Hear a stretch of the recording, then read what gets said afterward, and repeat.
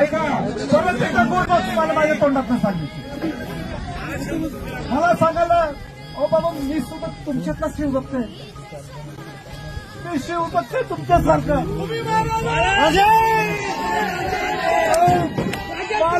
मला सुद्धा या शिवाजी महाराजांनी ज्या शिवाजी महाराजांसाठी या विशाळगडनी रक्षण केलं,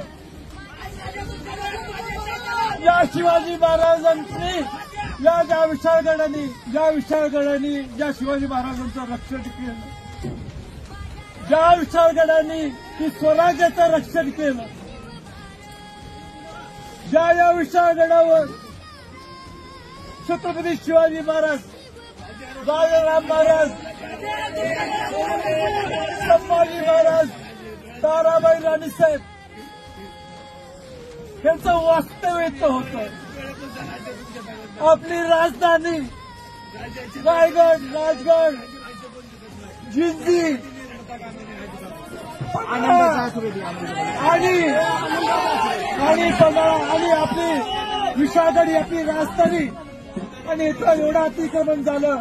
आम्हाला लाज वाटत होती सांगायला हे आमचं विशाळगड विशाल आहे, हा गड विशाल. पण आज तुमच्या ताकदीमुळं नाही ना डोळ्यात पाणी आज तुमच्या ताकदीमुळं